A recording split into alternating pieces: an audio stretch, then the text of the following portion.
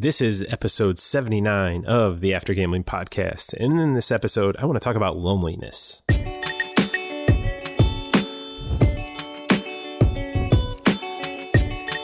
Hey there, and welcome to the After Gambling podcast. My name is Jamie. I am a former problem gambler. Now I haven't gambled in over 10 and a half years and do this little podcast to help people get on the road to recovery from a gambling addiction, or to help out a friend or family member, or just to get better insight into what the heck gambling addiction is anyway. Because it is kind of a mystery for a lot of people, and it makes sense because there is no substance there.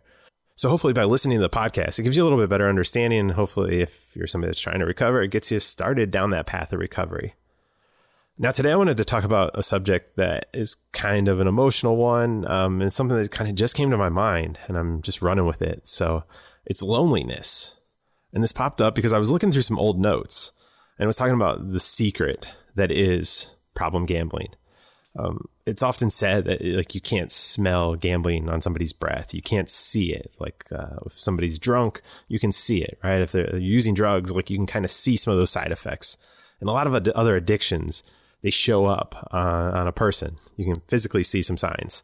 Now with gambling, aside from just being tired from just being up for days and days, or maybe there's kind of declining health, overall health, because we just stopped taking care of ourselves.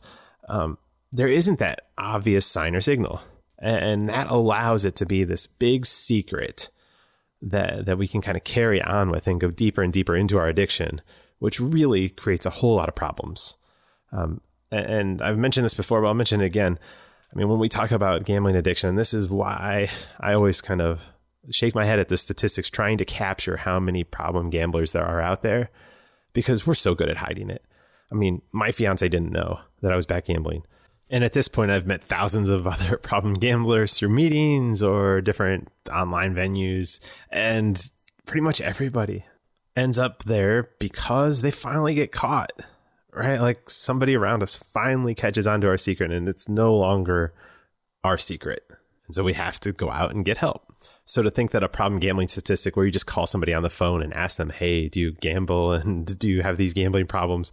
The fact that they believe that somebody's going to tell the truth in that situation that is a problem gambler is just mind blowing if you actually understand how problem gamblers think. I mean, this is a group where it's common to have a post office box to send the credit card bill, or to have a hidden box of all sorts of bills and other things that you don't want a spouse or significant other to find. And so we create this world, which is just completely secret, completely blocked off from all other spaces. And it's almost like this own little igloo, private little silo of life that only we know exist. And then we have our normal life outside of it, or attempt at normal life outside of it. But inside this silo, there are all these secrets that we hold alone. And this is why problem gamblers typically will start off maybe gambling with other people. But as we go on and on, we don't like going with other people because we don't want other people to kind of get any hint at some of the problems that are going on. And so that's one of the signs when somebody's going to the casino alone. Is definitely a sign that should be a red flag to look at and worry about. Because we just want to hide it. And no longer is a social thing. It's not being done for entertainment. It becomes this giant secret that is just full of just the ups and downs that you can imagine when you're just gambling nonstop. And what that creates, not surprisingly, is an incredibly deep feeling of loneliness. I mean, we are constantly trying to isolate ourselves because we can't let anybody else know about our secret. Outside of maybe a few other gambling buddies like I had that were in equal or worse shape, probably. Those are the only people that really know about our stuff. And so we create this isolation and this loneliness that is probably one of the first things that we have to break when we stop gambling. And it's one of those things that we protect against it, right? We protect against anybody knowing about our issue, which further drives us into loneliness and isolation. And so we avoid the thing that absolutely helps us the most. And I am convinced, you can write this down. I am convinced that the single greatest thing that happens when people stop gambling and start to get help is they start to reconnect with other people. I mean, it is the Johann Hari, the opposite of addiction isn't sobriety. The opposite of addiction is connection. I have yet to see that not be proven true. The moment that I came back into kind of society, if you will, and started reconnecting with family, reconnecting and talking about these things with a support group, with a therapist, it was like it all melted away. And that's why, I mean, when I talked about in an earlier episode about how the beautiful thing about this is we can go through it a little bit faster if we know what we need to do. This one, and it's the thing that we put off the most, but I'm here to tell you that after 10 and a half years, I have yet to see it fail. We just need to reconnect. And the moment, and you see it on people's face, the moment they first come into like a GA meeting or an online virtual meeting, or even the Reddit group, the moment they come in and they start reading other people's posts and they're like, oh, they do that too? Or when they start posting and people are responding and giving tips and advice or just feedback and empathizing with what they're doing, it just blows their mind that, okay, they aren't the only person that felt this way or that did these things. And it really starts to break down that isolation. And ultimately, it breaks down that loneliness. And in a lot of ways, that's why this podcast works. As I've said before, it allows people to just kind of dive into it and start to share their stuff. And even for me, it allows me from my basement in my home to come on here, record this stuff and share my stuff with people in the world, which then just makes it so much easier to get through this stuff. It helps me think through it and get feedback. And so once I've removed that isolation, the loneliness has gone away. I don't feel lonely. And it's a lot of ways. I mean, now my Monday night meeting that I go on and I absolutely love, they're some of my absolute favorite people in the world. And if you would have told me 10 and a half years ago that some of my best friends, the people I look forward to seeing on a weekly basis, were going to be in a Monday GA meeting, I would have thought, no way in hell. But they are. And it's because we have a lot in common. We talk about sports. We laugh. We give each other a hard time. And like I said, I'm very fortunate to have that crew. And ultimately, they've helped me not feel alone. I don't have that loneliness anymore. So I feel better about myself. My life is better. And it was all started by getting involved in groups or just starting to share my story outside. And that's why now I've kind of see it as a superpower that the more people I tell, it just becomes easier and easier. The loneliness evaporates.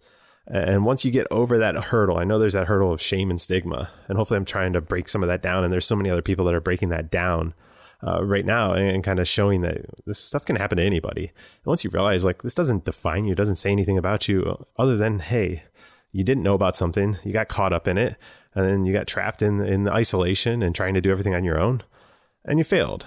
But then a lot of people fail at a lot of different things in life. We all fail. I mean, Joseph Campbell's hero's journey is the hero's journey for a reason. We struggle, we fail, then we come across somebody that teaches us some new information, and that sets us on the journey to getting better.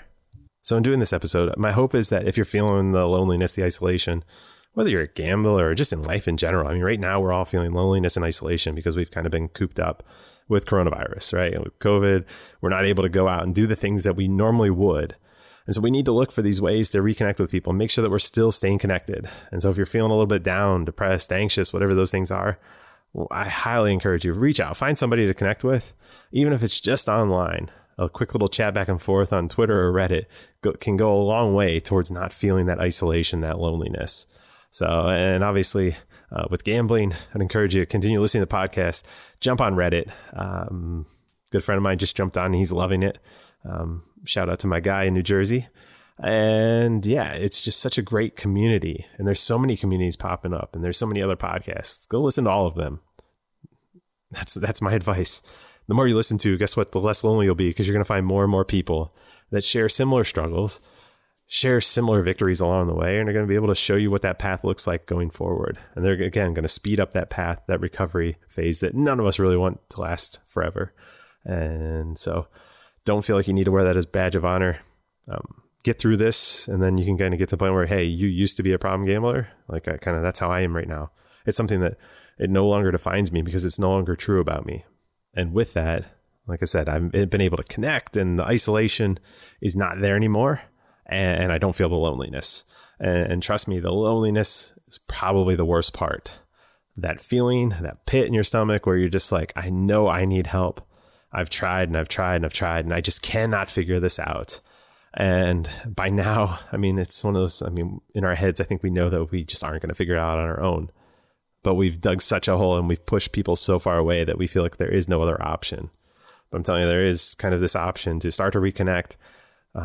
the moment we stop digging is the moment we start getting out of our hole. So hopefully use this, start to talk to some people in your life. And that's why I always encourage people, take it slow, but don't be too cautious. You don't need to go around telling everybody that you know on day one if you don't want to. You can just tell one or two people. But once you start to feel like, hey, maybe I do want to start telling other people, I encourage you, try it out. Find some people, try it out. Because I think what you'll find is it becomes contagious and you just like, hey, screw it. It doesn't matter anymore. Oh, yeah, hey, no, I'm not going to do that because I'm not gambling anymore. Have fun at the casino, but I'm not going to go. And each time you do it, it gets easier and easier. And again, you don't feel lonely when you tell them that because you're part of a bigger group. So hopefully you are enjoying some of these new episodes. I'm enjoying getting back to sharing my story a little bit, sharing the things that I've been learning here in the last year or so about myself and about gambling addiction and life in general, because I think it's always just a journey of life. But yeah, thanks again for listening. I really appreciate you kind of being here, and hopefully this is helping you or somebody that you love to get on a better path. Now, remember, I'm not a doctor. I'm not a lawyer. I'm not a therapist. I'm not a financial planner. I don't have letters before or after my name. I'm just Jamie, and just a guy that had a gambling problem. So use this for informational purposes only. Get professional help for your specific situation. And finally, music for the show is Something Elated by Broke for Free and is licensed under the Creative Commons license. Like I said, my name is Jamie, former problem gambler, and I will see you in the next episode.